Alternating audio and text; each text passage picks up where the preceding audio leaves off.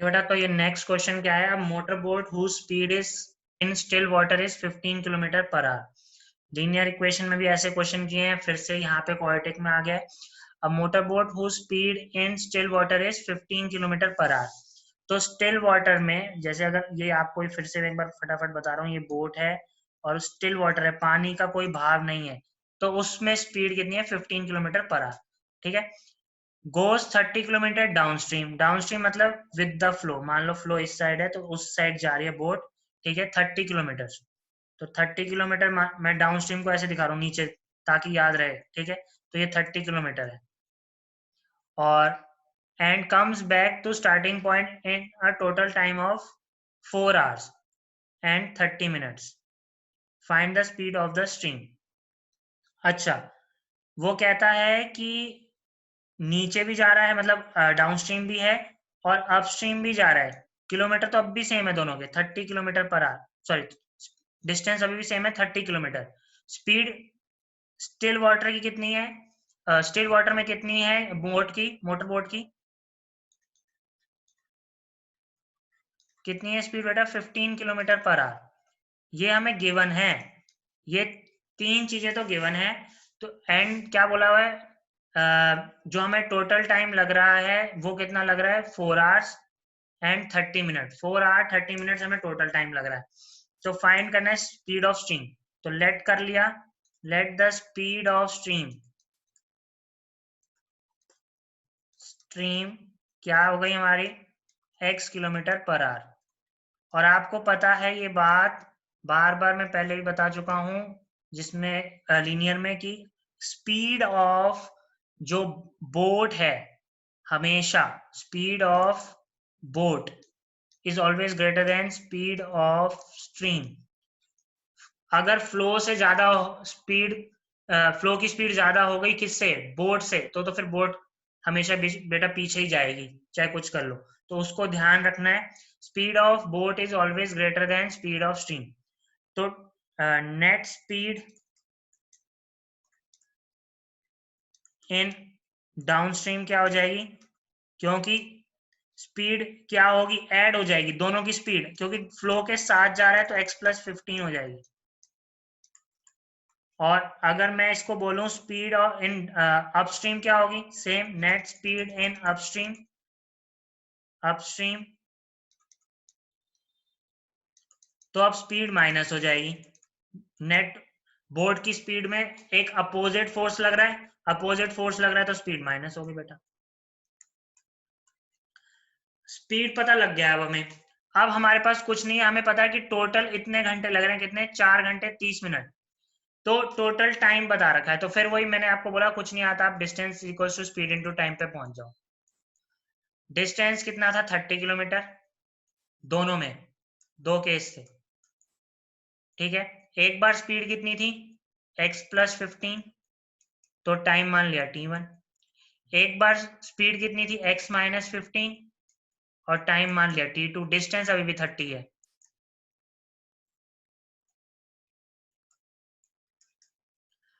अब यहाँ पे जो हमें गिवन है, ध्यान से सुनना, यहाँ पे हमें जो गिवन है वो ये गिवन है कि t1 plus t2 total time है 4 आवर 30 मिनट्स।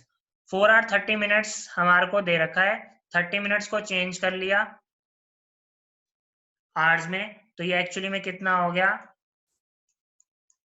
9/2 आवर्स। आवर्स में चेंज करा, यहाँ 30 किलोमीटर है, यह स्पीड किलोमीटर पर आवर में है, तो t1 कितना आया? 30/x+15 plus 30/x-15। ये इक्वेशन बन के आ गई बेटा। अब फिर इसके बाद मैं फिर बार बार बोल रहा हूँ, आप पॉज करो, इक्वेशन तो खुद सॉल्व करो, इक्वेशन में कोई बड़ी बात नहीं है। ठीक है, बार बार इक्वेशन मैं सॉल्व करूं, ये कोई इतना बड़ा टास्क नहीं है। ठीक है, ये आप कर सकते हो, इसमें कोई प्रॉब्लम नहीं है। तो यहाँ दिख गया आपको कि ये तो एलसीएम आएगा, तो ये क्या आएगा? x² - 15 हो जाएगा, क्योंकि a+b a- है। यहाँ x-15, यहाँ x+15, ये दोनों कट गए और ये कितना आया? 30। तो ऊपर हो गया 2x और यहाँ 9/2 था ही। ठीक है बेटा, तो इसके बाद जो मेरे पास ऊपर जो बच रहा है x प्लस एक्स कितना हो गया 2x, तो मैं यहाँ लिख देता हूँ लास्ट फाइनल, ये आ गया 2x upon x square minus 15 equal to 9/2 और बाहर है 30। ये लास्ट आ गई इक्वेशन। मैं लास्ट एक फाइनल जो बिल्कुल सिंप्लीफाई होके आएगा, तो ये आ गया, ऊपर जो आएगा 30 इंटू 2x था तो वो 60x हो जाएगा, नीचे एक्स स्क्वायर माइनस 15 का स्क्वायर था, 15 का स्क्वायर था वो,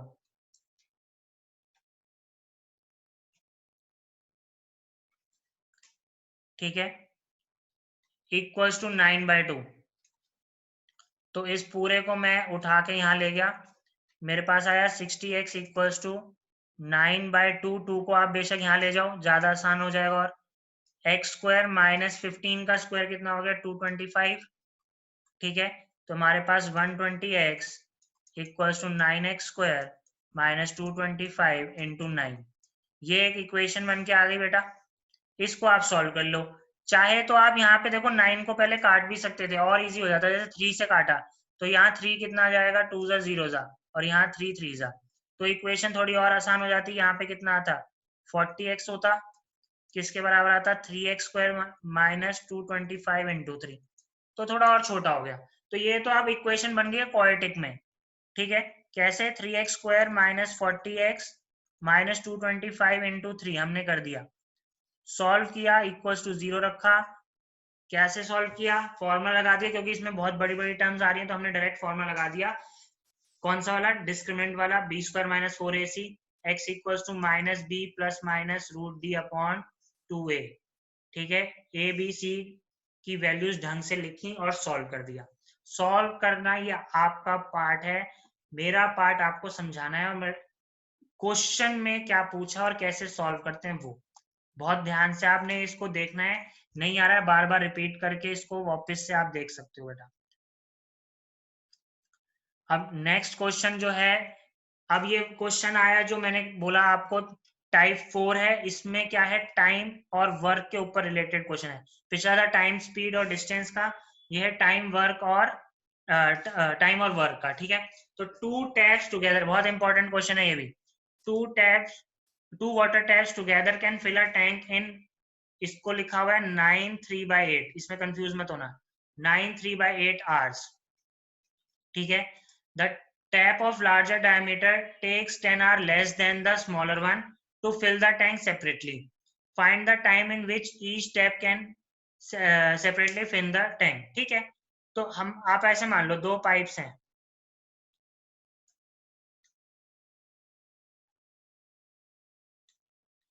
इसका डायमीटर इससे ज्यादा ऑब्वियसली दिख रहा है, तो इसको ज्यादा टाइम लग रहा है टैंक भरने में इससे, ठीक है।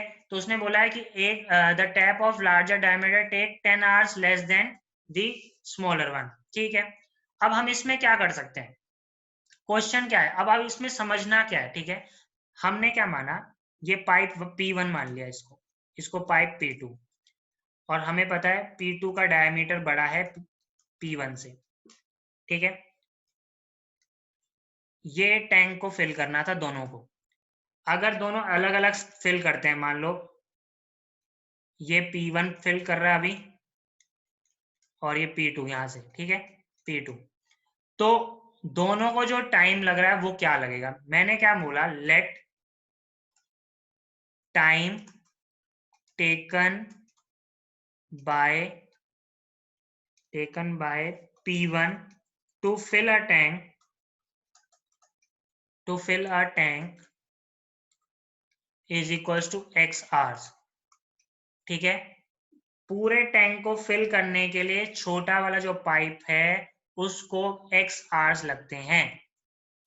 सिमिलरली बड़े वाले को कितने लगेंगे बेटा, लार्जर डायमीटर वाले को, मतलब P2 को कितने लगेंगे x माइनस 10, ठीक है ना, लिखा है there is a difference between, कितना है 10 आवर्स का डिफरेंस है, बड़े वाले को और छोटे वाले में कितने का डिफरेंस है 10 आवर्स का।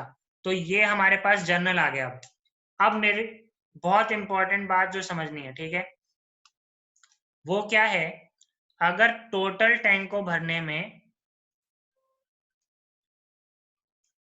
P1 को x आवर्स लग रहे हैं, तो एक आर में वो कितना भरेगा 1/x। ये आपने 8th में ऐसा पढ़ा है कि 1/x क्यों हो जाता है। टोटल वर्क डन, आप इसको थोड़ा सा फटाफट देख लो। मान लो ये टैंक था, टोटल x आवर्स में भर रहा है, मान लो 10, मैं मान लेता हूँ 5 घंटे में भर रहा है। हर एक घंटे में एक्चुअली वो पूरा एक एक पोर्शन भरा जाएगा, जैसे 1 2 3 4, मान लो एक और 5, ठीक है। तो इक्वल इंटरवल ये पूरा, अगर मैं इसमें बोलूं कि 2 घंटे में कितना भरा है, टोटल का 2/5, टोटल का 2/5 भरा है। 3 घंटे में टोटल का 3/5, 4 घंटे में टोटल का 4/5, 5 घंटे में पूरा। तो सेम बात यहाँ पे है, टोटल x आवर्स में क्या कहते हैं हमारा टैंक फिल हो रहा है, तो 1 घंटे में कितना होगा 1/x। जैसे इसमें मान लो 5 आवर में फिल हो रहा है, तो 1 घंटे में कितना, इतना पोर्शन फिल हो रहा है, तो मतलब टोटल का कितना फिल हो रहा है 1/5। सिमिलरली P2 के लिए मैं क्या बोलूंगा 1/x-10, ठीक है, 1/x-10। अब इसमें जो लिखा है कि दोनों पाइप एक साथ चालू हो गए,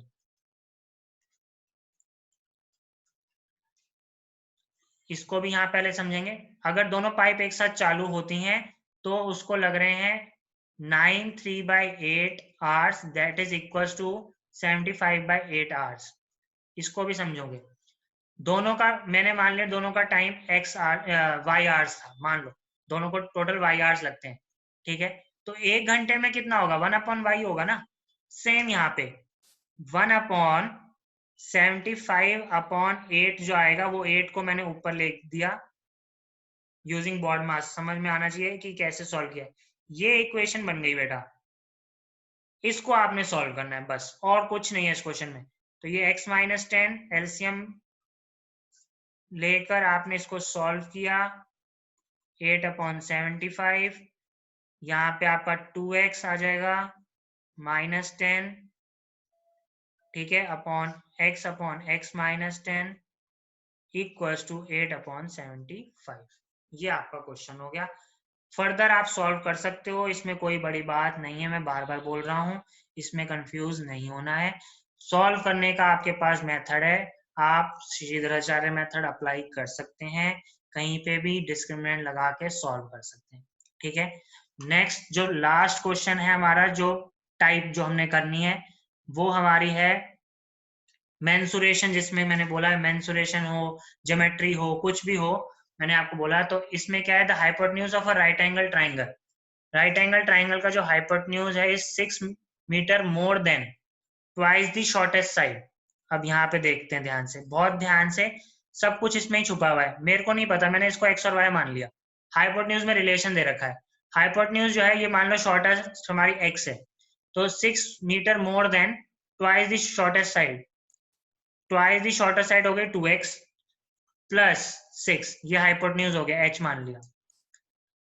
if the third side is 2 metre less than hypotenuse, 2 metre less than hypotenuse, then find all the sides of the triangle. तो ठीक है, थर्ड साइड जो है हाइपोटेन्यूज से क्या है 2 मीटर लेस है, y इक्वल्स टू क्या दे रखा है, हाइपोटेन्यूज से 2 metre less than hypotenuse, hypotenuse से 2 मीटर छोटी है, ये हमें बोल रखा है। या मैं ऐसे बोल सकता हूँ हाइपोटेन्यूज इक्वल्स टू y+2। अब आपके पास हाइपोटेन्यूज 2 आ गए, ये देखो यहाँ पे, और आपको पता है x² प्लस y² किसके बराबर होगा, हाइपोटेन्यूज स्क्वायर के। कुछ नहीं किया, कुछ नहीं किया बेटा, क्या किया आपने यहाँ पे, यहाँ से आपने क्या कहते हैं, हाइपोटेन्यूज आपके पास दो वैल्यूज आ रही है, देखो 2x+6 और y+2। तो आपने क्या किया, मान लो सबको y में कन्वर्ट कर दिया या सबको h में कन्वर्ट कर दिया, यहाँ पे सबको h में कन्वर्ट कर दिया, h-6/2 इक्वल्स टू x।